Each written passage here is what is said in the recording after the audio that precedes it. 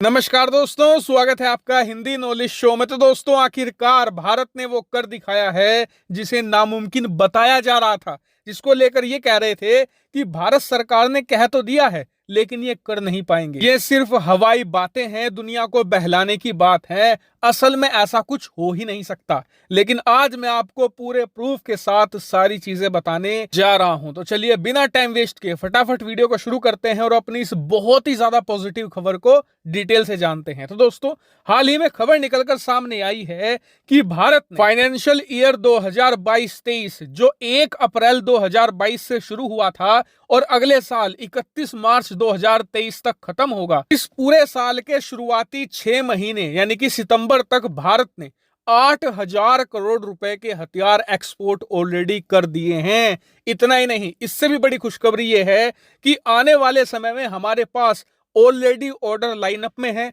और एक्सपेक्टेड किया जा रहा है कि 31 मार्च 2023 को जब ये फाइनेंशियल ईयर खत्म होगा तब तक भारत 17,000 करोड़ रुपए से भी ज्यादा के हथियार एक्सपोर्ट कर चुका होगा और इसी के साथ भारत अपने पिछले पुराने सारे रिकॉर्ड भी ध्वस्त कर देगा, क्योंकि आज तक हमने 1 साल के अंदर इतने हथियार कभी भी किसी को नहीं बेचे। लेकिन सबसे मजे की बात यह है कि जो ये 17,000 करोड़ रुपए का रिकॉर्ड है, ये ऑलरेडी टूटना लगभग तय माना जा रहा है, क्योंकि अगले साल हमारे पास हथियारों के बम्पर ऑर्डर हैं। लेकिन सबसे आगे हैं तुर्की के कट्टर दुश्मन देश अर्मेनिया और ग्रीस, साथ में इजिप्ट भी। ऐसा क्यों? क्योंकि देखिए, वियतनाम, फिलीपींस, इसके अलावा इंडोनेशिया तो भारत से हथियार खरीदना चाहते ही हैं, लगातार टच में भी हैं। लेकिन सबसे ज्यादा भारत हथियार अगले साल बेचेगा अर्मेनिया को।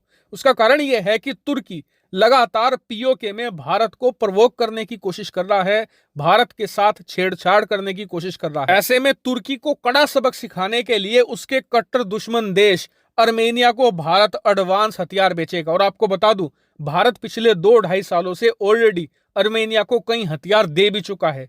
सबसे पहले भारत ने स्वाति रडार सिस्टम दिया था, उसके बाद आर्टिलरी की भी डील हो चुकी है और अब अर्मेनिया चाहता है कि भारत उसे एडवांस मिसाइल और मिसाइल डिफेंस सिस्टम भी प्रोवाइड कराए। तो बताया जा रहा है कि अब भारत भी इसको लेकर पूरी तरीके से तैयार है, क्योंकि इससे पहले कि दुश्मन आपके घर में आपको छेड़ने आए, आप उसी के घर में उसे घेर लो, जैसे कि भारत कर रहा है। तुर्की को उसी के पड़ोसी देशों के जरिए उसकी मजबूत घेराबंदी भारत ने कर दी है। लेकिन अच्छी बात यह है कि इस पूरी रणनीतिक खेल में भारत अपने दुश्मनों को तो मात दे ही रहा है, साथ ही अपना जो डिफेंस एक्सपोर्ट है वो भी बहुत अच्छी पेस से आगे बढ़ा रहा है। लेकिन आप लोगों को याद होगा कि अब से कुछ ही साल पहले जब हमारे रक्षा मंत्री राजनाथ सिंह जी ने कहा था कि 2025 तक भारत दुनिया को इतना ज्यादा हथियार बेचेगा कि हमारा टोटल डिफेंस एक्सपोर्ट 5 बिलियन के पार चला जाएगा। तो आपको याद ही होगा कि उस समय इस बात पर 70 से लेकर 80% लोगों ने सोशल मीडिया पर खूब मजाक बनाया था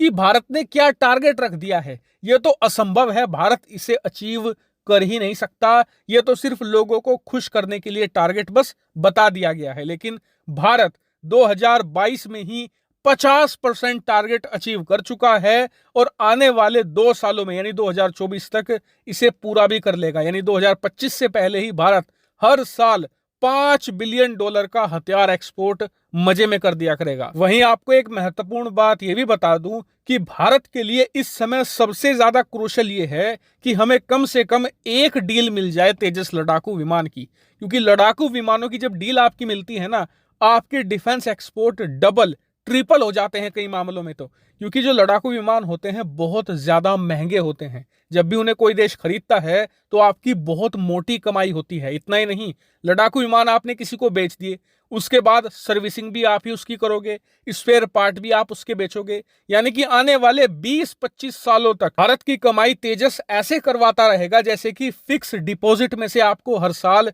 ब्याज मिलता रहता है। इसीलिए भारत के लिए जरूरी है कि हम कम से कम 1-2 देशों को तेजस लड़ाकू विमान आने वाले 1-1.5 साल के अंदर ही बेचें। हालांकि डिफेंस एक्सपोर्ट और हथियारों की तमाम जानकारियों पर मैं आपको लगातार अपडेट देता रहूंगा। फिलहाल इस वीडियो में इतना ही। Thank you very much for watching video.